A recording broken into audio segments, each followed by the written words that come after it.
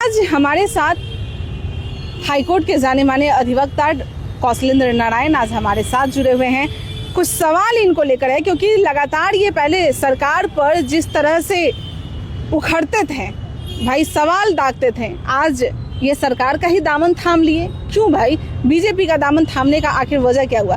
कौशलेंद्र नारायण जी, आप तो भाई सरकार के खिलाफ में बोलते थे, नीतीश कुमार के खिलाफ में बोलते थे, आप बीजेपी में कैसे चले गए? सर्वप्रथम तो मैं आपको धन्यवाद देता हूं कि इस गंभीर विषय पर आपने मेरी राय जानना चाहा। इसके लिए मैं व्यक्तिगत स्तर पर आपको और आपकी जो चैनल है उसके प्रति मैं शुक्रिया अदा कर रहा हूं। रही बात, आपने एक प्रश्न किया कि आप सरकार के खिलाफ लड़ते थे। यह सच्चाई है, सरकार के खिलाफ नहीं लड़ते थे। सरकार में जो संपोषित लोग थे, गलत लोग थे, भ्रष्टाचारी लोग थे, उनके खिलाफ मैं नीतीश कुमार लड़ते थे। नहीं, सब नीतीश कुमार को मैं नहीं कह रहा हूँ, सरकार के जो अफसर, आपको पता है। नहीं, देखिए, नीतीश कुमार के खिलाफ नहीं बोलते, आप गलत रूट में हमको ले जाना चाहते हैं, डाइवर्ट करना चाहते हैं। मैं बीपीएससी के मैं बता रहा हूँ, मैं बीपीएससी के खिलाफ लड़ा, जिससे कि बीपीएससी में भ्रष्टाचार था, उसमें डीएसपी भी अरेस्टिंग हुई। अगर मैं नहीं रहता तो ये सब नहीं होता।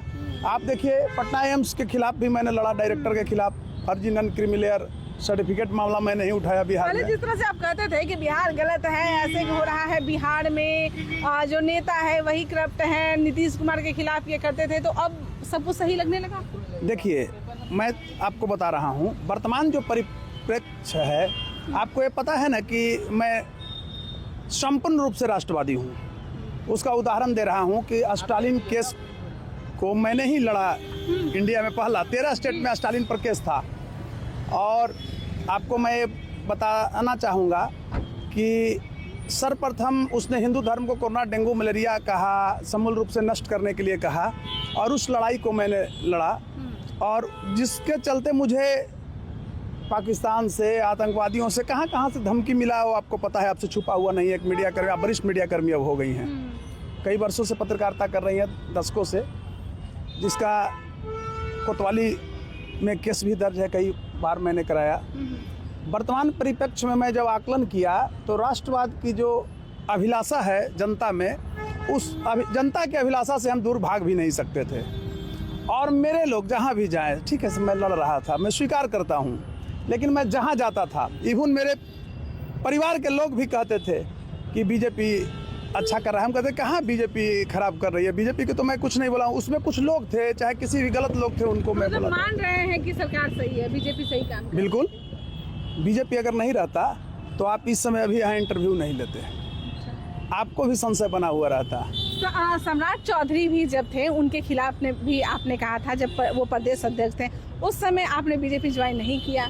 प्रदेश अध्यक्ष जब बदले गए हैं तब ज्वाइन किया? ना, सम्राट चौधरी थे नहीं थे उस समय, हमारी मंशा भी बीजेपी ज्वाइन करने की नहीं थी।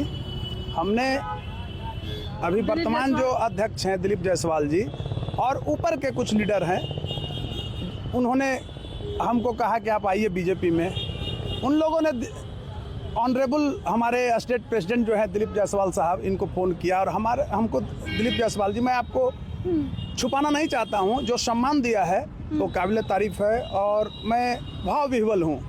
इतना जरूर मैं कहना चाहूँगा कि दिलीप जायसवाल एक अति व्यवहार कुशल व्यक्ति हैं, और एक अध्यक्ष तो हैं ही, क्योंकि मैं उनका 2-3 कोटेशन से भावुक हो गया उनके प्रति। सर्वप्रथम जब पहली बार उनसे मिलने गया तो उन्होंने कहा, और लोग कुछ आए हुए थे कार्यकर्ता, हमको टेलीफोनिक बात हुई, एकदम टाइम से वो बैठे हुए थे, तो उन्होंने कहा कि अध्यक्ष का दरवाज़ा खोलो, अध्यक्ष का दरवाज़ा आम जनता के लिए, आम भाजपाइयों के लिए बंद नहीं होना चाहिए। ये सब चीज़ मुझे अट्रैक्ट किया, और लगा कि यह व्यक्ति रियल में एक संगठनकर्ता और व्यवहार कुशल व्यक्ति है।